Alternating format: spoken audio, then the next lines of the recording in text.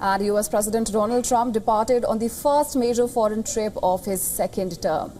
Now that's a 3-day visit to Saudi Arabia, Qatar and the UAE. Trump's visit comes at a time when West Asia is mired in multiple crises, including the war in Gaza, tensions with Iran and the Houthis in Yemen. Trump, who labeled the trip as historic, is likely to miss urgent diplomacy on Gaza and Iran with huge business deals. Well, ahead of his visit, Trump confirmed that he would accept a Boeing 747 airplane as a gift from the Qatari royal family. Speaking to reporters, the president argued that Boeing's delays in delivering a new Air Force One made it a practical decision. Trump also clarified that the airplane was not a personal gift to him, but to the Department of Defense. Well, I think what happens with the plane is that, we're very disappointed that it's taking Boeing so long to build a new Air Force One. We have an Air Force One that's 40 years old.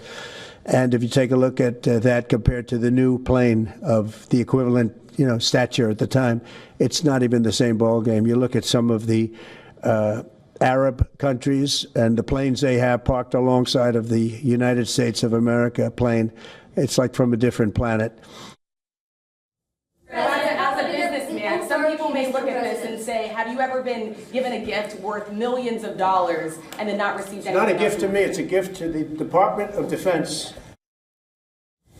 Ahead of Trump's visit, the U.S. State Department authorized the sale of $1.4 billion worth of military aircraft and equipment to the UAE.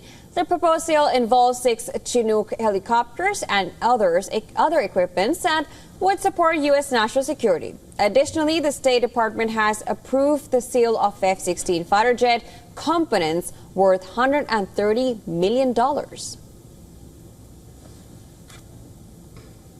U.S. President Donald Trump will be coming to Riyadh, Saudi Arabia, where I am now, as part of the start of his 3-nation tour of the Middle East, and it comes at a really delicate moment. There's tensions that have just been gripping the region, and at the top of the list is the Israel-Hamas war in the Gaza Strip. Meanwhile, you have the talks between Iran and the United States over Tehran's rapidly advancing nuclear program. That's been a focal point of the president, who says he does not want to see the Iranians build a nuclear weapon.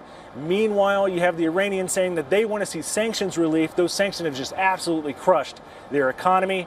And you also had those American strikes targeting the Iranian-backed Houthi rebels in Yemen. Trump last week said that the Americans were going to stop those attacks because the Houthis, in his words, had capitulated to the American strikes. The Houthis say that they're not targeting the Americans right now, but are continuing to target Israel. Trump on this trip likely will see business deals signed between the different countries. That includes Saudi Arabia, Qatar, and the United Arab Emirates. And meanwhile, there's likely going to be discussion about Qatar's efforts to try to potentially donate a 747 to Trump for his use as president and possibly for his presidential library further down the road. So there's a lot that's going to be coming this week across this 3-nation trip in the Middle East. And we'll just have to see what Trump does and says to try to ease these tensions gripping the region.